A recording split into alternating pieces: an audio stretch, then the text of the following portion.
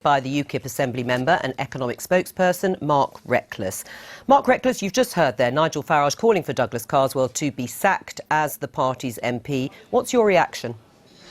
Well, we've got to support our new leader, Paul Nuttall. I think ex-leaders will always have a voice through the media. We heard from John Major yesterday, and I don't think any honour could truly reflect the enormity of Nigel's achievement. But our new leader can't possibly give way to ultimatums that so-and-so should be chairman or these people should be thrown out of the party. He has to lead the party in his own way, and I want to get behind him. Right, but the UKIP party chairman, Paul Oakden, is said to be meeting with Douglas Carswell this afternoon to discuss the situation. So what do you think that means?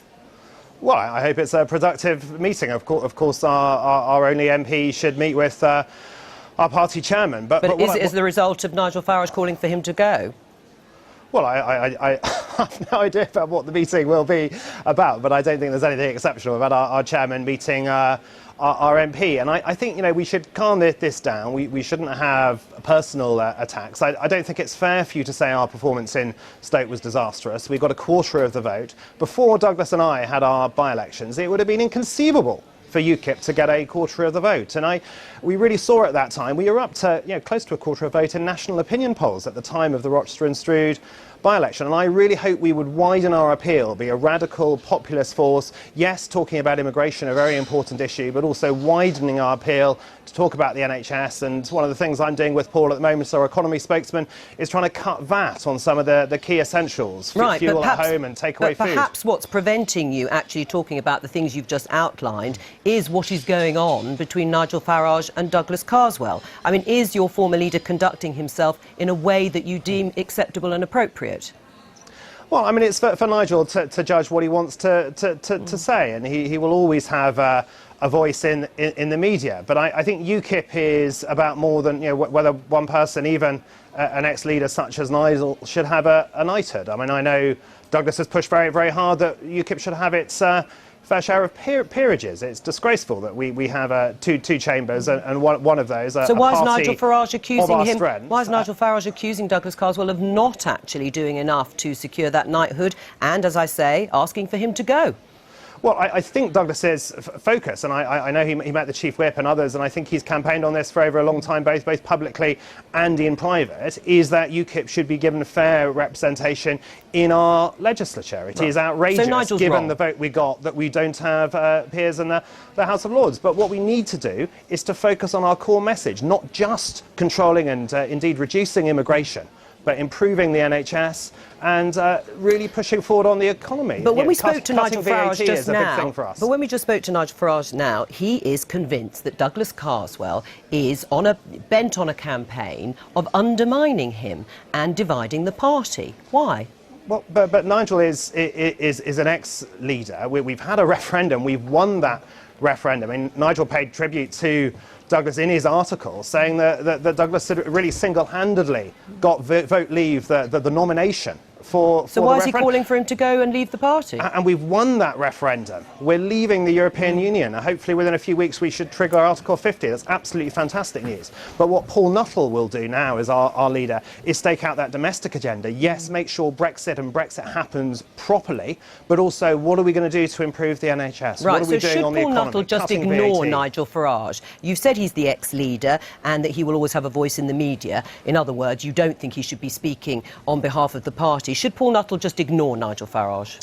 Well, I think the gauntlet has been laid down, and I think at some point Paul will speak to the party. He will do interviews, and he needs to decide his priorities and where he wants to lead us. But I can't see how he can possibly give way to an ultimatum that he should purge a certain list of people or put a particular person as chairman or else. You can't run a party in that way. And I know Paul Nuttall respects our activists, respects our members, leads a democratic party, and I believe he is a strong leader who will focus on the key issues such as the NHS, such as the economy, as well as immigration, and as well as making sure that Brexit really does mean a proper Brexit, where we once again govern ourselves. Mark Reckless, thank you very much. I'm joined now by Michael Heaver, Nigel Farage's former press secretary. Welcome to the Daily Politics. Why should Carswell go?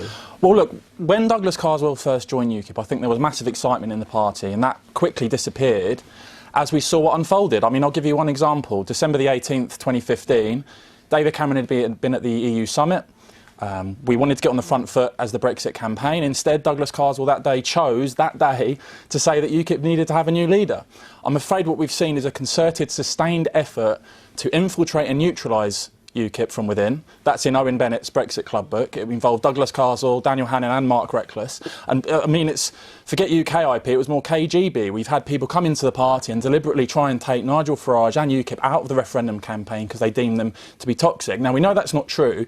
We know that Nigel Farage, in the end, took part in the most watched referendum campaign debate against the Prime Minister. We know that it was the immigration issue that won the day. But these people viewed Nigel Farage and UKIP as something that had to be dealt with, and I'm afraid it was an incredibly... So you think there is a conspiracy akin to the KGB that has been led by Douglas Carswell, well, this is on record, who is UKIP's only MP? Which is why it's so upsetting for people in UKIP. I mean, this is, as I said, it's in Owen Bennett's Brexit Club. Or are you really becoming a conspiracy theorist? No, here? This is not conspiracy, this is fact.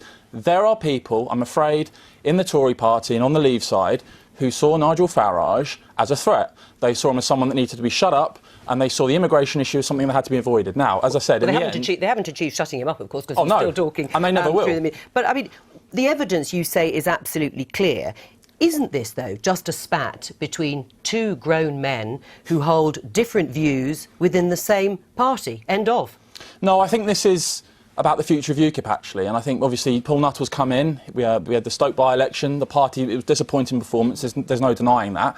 Whose fault was that? Well, I think that there's a couple of... I mean, I think the party on the whole was on the back foot a bit too much. I think it played a bit too much defence. I think what it needs to do, as Nigel and Aaron Banks have said, is get on the front foot, start pushing policy, come up with new ideas, you know, English Parliament, abolishing the House of Lords, proportional representation. It needs to get on the front foot now, and as well as owning the immigration issue, of course. Right. I mean, is it still just about immigration? Because we've heard successive UKIP politicians say that the party is broader than just immigration. But if you listen to Nigel Farage, that doesn't seem to be the case, because he disagrees with Douglas Carswell's views on immigration. No, I think what Nigel's saying is that immigration as an issue is still very, very high at the agenda, and we've seen the Tory party already rowing back, saying, well, post-Brexit we may have to continue mass EU migration. If that happens, there'll be a huge surge in the polls for UKIP. But, yes, the party does have to establish itself on a wider range of issues. And I think overall as a party it has to stay radical and it has to get on the front foot. Stop playing defence, get on the offence. Do you think Nigel Farage, though, himself, he's the ex-leader, is just undermining Paul Nuttall's leadership and the party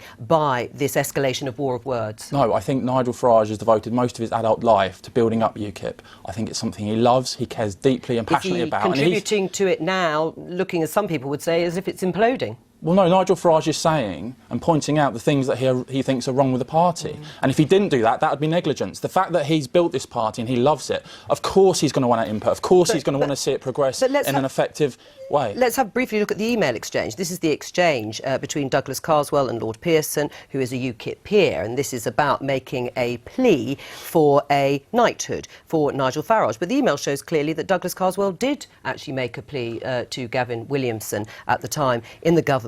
And then he makes a joke, admittedly, afterwards.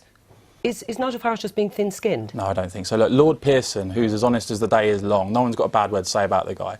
He even says to the Telegraph in the story today that he feels Douglas Carswell didn't give his backing to this. And I just think it's a real shame. I think the potential for Douglas to have been a possible, positive contribution to the party was there. I'm afraid it's been squandered, and it was squandered because, as I say, this was about personality. People want to stop Nigel Farage and weaken UKIP's voice in the referendum. It thankfully failed, but I'm afraid we're still seeing the fallout from that. I mean, UKIP have achieved, of course, their goal of the referendum, and they got the result that they wanted. What do you think the future holds for the party now? I think they're now a party without a purpose, and that's why you can see they are degenerating into this sort of trivial playground infighting.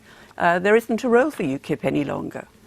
Well, the Conservative Party have been saying for 10, 20 years there's no role for UKIP. They've always said that. I've also heard at every single by-election and European election and general election that UKIP's job is over and it's never going to progress from where it is now. So thankfully, I don't think the establishment's record on calling the prospects for the future of UKIP are very strong. But I do think for UKIP to have a future, and it is at a crossroads, it must be radical. It must talk about things like an English Parliament, proportional representation, and getting rid of the House of Lords, as well as owning that important immigration issue. You're desperately trying to come up with policies that out of thin air. Because the only thing you were interested in... UKIP had a full manifesto at the last general election. The only thing you were interested in has been achieved. We're going to end it there. Thank you very much, Michael Heaver.